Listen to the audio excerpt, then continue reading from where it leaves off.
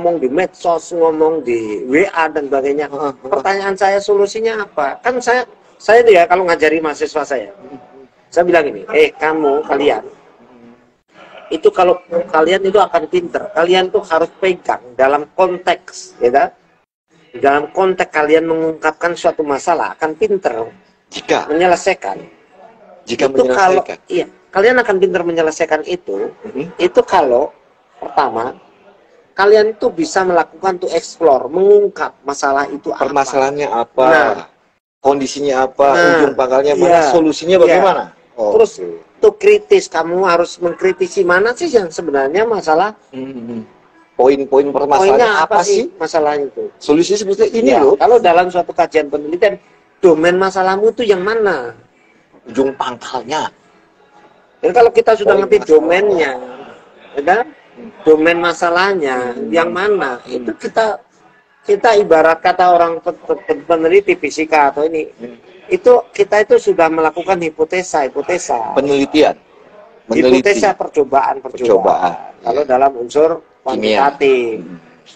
Nah, sehingga kita bisa menemukan masalah-masalah itu, bisa menyambungkan masalah itu di dalam temuan awal atau hipotesa. Kalau secara sosial, terus society, berarti kan harus ke lapangan melihat kondisi. Bukan, kita harus melihat domainnya.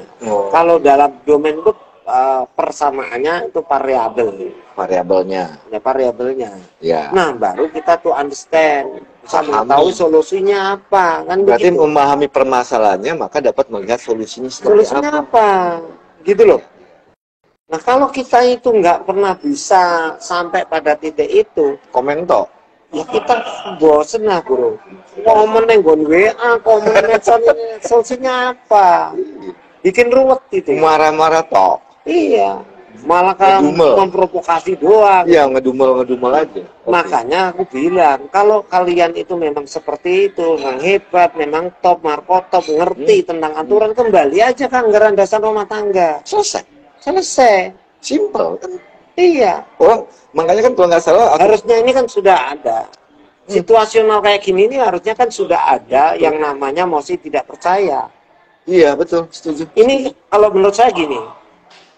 Ini ada aktor-aktor senior yang mereka itu menurut saya jadi penghambat. Oke. Menurut saya. Ada someone. Ya silakan lah, kalau saya yang ngomong ya apa adanya. Mau marah, mau oknum lah ya. Enggak oknum. Saya nggak mau mengatakan oknum, dia bukan salah, jangan ngawur. Senior yang menghambat itu gini, dia merasa ngerti, merasa pinter, merasa ini, tapi dia tuh nggak bisa memotivasi juniornya atau ini untuk mengambil suatu tindakan. Sebetulnya dia tahu penyelesaiannya. Bisa jadi nggak tahu juga. Bisa jadi nggak tahu. Tapi gini loh, kalau tahu malah dia semakin parah salahnya. Kalau nggak tahu, maklum. Ya kita agak maklum. Tapi gini, kalau nggak tahu tuh, ya nggak usah komentar. Iya sih. Nggak usah ikut-ikutan ngatur. Belum maksudku. Serahkan pada ahlinya. Itu maksudku. Iya. Pokoknya gini bro. Orang itu berorganisasi, mau berapa saja, sepanjang orang itu tidak taat aturan, itu pasti bermasalah. Pasti. Sama aja kalau kita nyetir mobil nggak taat aturan, salah. Seperti yang saya contohkan. Kita nyetir mobil. Lampu merah di bablas. Lampu hijau jalan di ini. Dan lampu hijau dia berhenti, kan kacau jadinya. Ya, jadi gini, orang memang susah kita tuh. Tapi menegakkan aturan sendiri, kalau seperti yang di Jateng, itu memang susah. Kenapa? Kita sendiri kok. Iya sih. 33 penguil kita sendirian. Saya kurang apa ngomong itu. Iya, beberapa kali kita ngobrol, membahas, betul. Jadi kalau menurut saya, yang mau dibahas apanya lagi, kan nyata pelanggarannya. Iya, maksud saya gini. Apakah dari 33 itu, saya nggak sebut 33 lah. Apakah anggota kurang memahami KDK itu seperti apa sih? Apakah? Enggak lah, saya yakin itu pinter-pinter loh notaris sekarang. Jangan remehkan loh. Ya, anggota itu pinter-pinter sebenarnya. Menurut saya tidak begitu. Oke. Menurut saya, prediksi saya, dugaan saya. Oke. Mereka itu pengecut. Nah, kalau memang paham kenapa harus pakai KDK, dan KDK? Enggak, kita kan tidak Yang ini yang saya katakan mereka itu pengecut atau mereka itu dugaan saya, ini dugaan atau mereka itu ini sebenarnya nggak punya keberanian, nggak punya nyali. Padahal dia tahu. Ada, saya paham. Ada. Dia punya Ada solusi. yang seperti itu tapi dia tidak berani melawan. Kenapa? Ya pengecut tadi. Tidak punya nyali, takut diancam, takut dilaporkan kayak saya, dilaporkan gelar profesor saya. Kalau saya tenang aja, SK saya sepanjang SK saya belum dicabut, sepanjang SK saya belum direvisi, tak tatain. Orang SIM belum. Kalaupun saya dipenjara karena itu, saya tambah terkenal. Kasarnya, abang masih pegang SIM boleh lah nyetir. Iya. Orang SIM-nya nggak dicabut, kecuali SIM-nya dicabut. Iya. Dilarang nyetir mobil, kan gitu. Paham? Sepanjang tidak direvisi, sepanjang tidak ini, ya itu pegangan saya. Kalau mau ini, ya berarti kalau memang misalkan nanti mau dipermasalahkan, itu ya harus semua hal yang dengan profesor kehormatan harus dipermasalahkan. Semua? Iya dong, banyak itu. Ya, Kapolri, menteri, banyak itu.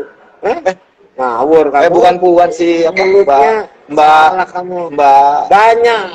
Ada Pak Kapolri, ada Pak Menteri, Yasona, ada Pak siapa namanya, Pak Kapolri juga, ada juga apa namanya. Kamu jangan yang unsur politik. Oh, oke, siap. Kita yang normatif aja, nggak usah kamu singgung-singgung soal politik. Ada Kadip Humas, ada itu yang dari Polri, ada yang dari kemarin yang di kampus itu apa? Yang di kampus yang baru belum, yang kampus juga banyak. Baru yang kampus yang ada. Tokoh-tokoh ada ketua MK, yang tokoh itu semuanya profesor kehormatan tuh. Berarti harus dipermasalahkan, harus dilihat lagi kalau misalnya abang dipermasalahkan. Ini kan alasannya Dumas, pengaduan masyarakat. Kalau saya tenang aja. Kalau memang ini ya laporan aja, sehingga kalau laporan bisa kita laporkan balik. Iya, pencemaran nama baik, perbuatan tidak menyenangkan, dan banyak lah hal yang lain. Tapi bagi saya sih malah nggak masalah, malah terkenal. Saya kembali lagi nih, menarik nih. Ada senior yang paham tapi nggak berani. Apanya? Untuk menyampaikan. Dia paham, mengerti. Ya, kalau kita kembali ke tadi, ke masalah ADART. Banyak yang paham, memang yang notaris nggak paham. Banyak yang paham, notaris itu banyak yang pintar sebenarnya. Ya tahu. Cuman nggak punya nyali untuk melakukan suatu penegakan di dalam aturan, nggak punya nyali, nggak punya keberanian. Nggak, karena takut diancam, takut dilaporkan. Nggak usah gitu, di Jawa Tengah aja. Jawa Tengah itu siapa yang berani? Waktu Jawa Tengah itu waktu rapat-rapat pleno itu kan dia menyuruh ketika saya jadi ketua kan? Betul. Setelah saya nggak jadi ketua, adem. Bukan masalah adem. Ya panas saya tahu. Tapi dia punya nyali nggak? Nggak, makanya kan saya nulis yen wani aja beti-beti, yen beti aja wani-wani. Nggak punya nyali. Saya contohkan nggak usah orang luar lah, Jawa Tengah sendiri aja lah. Punya nyali nggak? Padahal itu jelas-jelas salah. Pengwil gadungan itu juga salah. Paham. Salah, jelas salah. Pelanggaran jelas. Semua itu tahu. Bahkan menurut saya, mereka sendiri tanya hatinya tahu dia salah. Tapi kenapa dilakukan? Ya dia kan memang sengaja untuk diciptakan gitu, untuk menjadi masalah.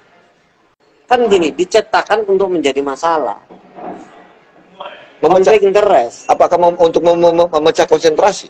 Bukan, dia memang untuk menjadi masalah, untuk ini. Mereka kan ini kan gini loh, Kang. Boneka-boneka. Karena gini, kalau kita bicara Jateng ya, sebelum saya lanjut, oke kita bicara Jateng. Itu kalau mau dilaporin secara perdata atau pidana itu sekarang gini kan. Jateng itu kan nggak ada yang berani. Ya kalau kita bicara Jateng itu kan sebuah keluarga di provinsi yang datang dari luar provinsi. Nah, dari Kang WH bilang, ngacak-ngacak begini-gini memecah belah. Tuh, habis itu ditinggal. Siapa yang datang luar provinsi? Ya orang Jakarta lah. Aku nggak mau apa? Nggak mau cara berpikir ya itu ke cara pikirnya. Kalau saya nggak mau orang datang luar provinsi orang Jakarta enggak. Yang penting gini. Kalau saya secara hukum itu selalu berpedoman pada aturan. Yang namanya pengwil itu dipilih oleh anggota aktif provinsi. Ya, 23 dan 24 pasalnya. Ya, betul. Kalau dia mau ngadakan PLT, PLH, itu pasalnya 45 sampai 49. Betul. 45P, betul. Dia nggak Rapat memenuhi gabungan. semua. Rapat Dan gabungan. harus pengurus, harus ini, dia nggak memenuhi semua. Syarat jadi untuk itu rapat gabungan pun sebenarnya pemaksaan itu mens rea dan actus reus itu nyambung kalau secara pidana. Nyambung, pidananya udah masuk, oke, panggil ahli pidana, ayo. Tapi apa, berani? Orangnya kan nggak berani. Sama orang diinjek-injek, orang di ini. Tapi kalau dia nggak berani lapor gimana? Misalkan lo tak, gue injek-injek, gue pukulin. diam aja. Pidana nggak? Pidana dong. Tapi kalau lo nggak laporan kan mana bisa? Ya, yang nggak ada tindakan. Nah iya. Yang nggak ditindak sama aparat keamanan. Orang nggak ada lapor. Sama ini, lo gue tipu. Terus Atau diam gini, aja. aku utang sama lo. Nggak bayar. Nggak bayar. Perdata kan? Ditagih kabur, malah mukulin. Nah, pidana. Enggak.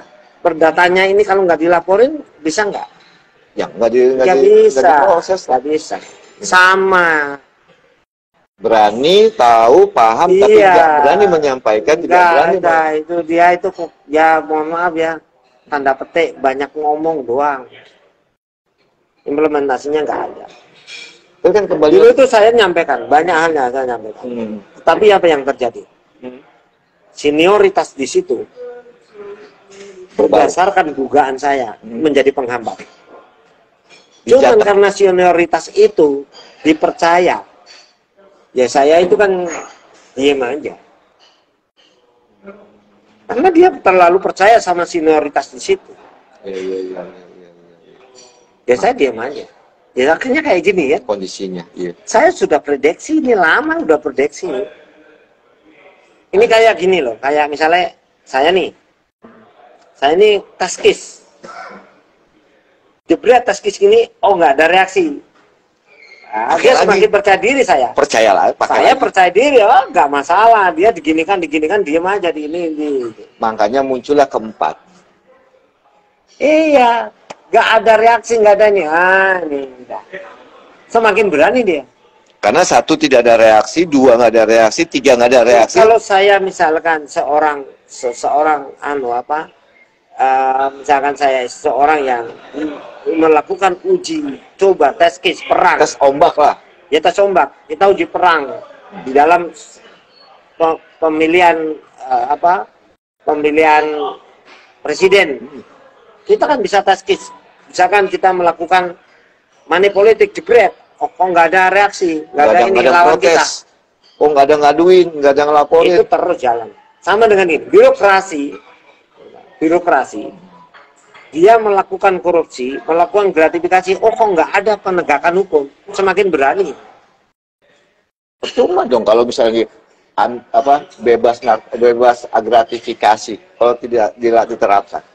Ya iya maksudnya. Si A si B. Jadi orang nyuap, orang gratifikasi itu kalau nggak ada penegakan hukum, percuma. Semakin berani. Betul setuju. Iya semakin berani. Makanya ketika ada KPK aja masih pada berani.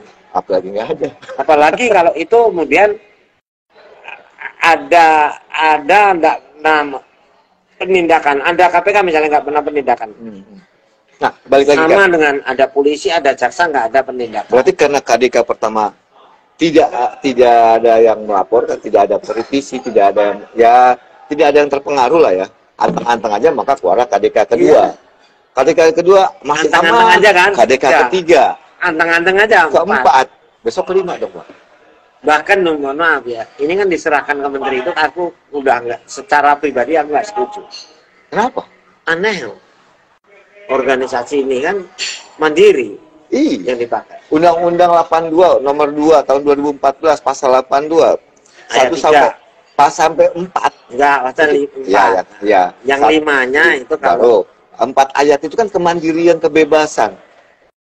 Iya sih, benar. Nah, Pak Menteri memperhatikan enggak? Saya yakin enggak? Saya yakin diserahkan anak buahnya. Bukan Pak Menteri yang melaksanakan. Enggak, karena Pak Menteri, bagi Pak Menteri mungkin dianggapnya tidak penting ya. Nyatanya nggak ada tindakan sampai sekarang. Iya. Atau kita aja yang nggak sabar. Pak Menterinya masih nyari solusi, nyari ini alternatif. Bisa jadi kita nggak sabar. Tapi kalau saya sih nggak setuju sih. Seharusnya kita selesaikan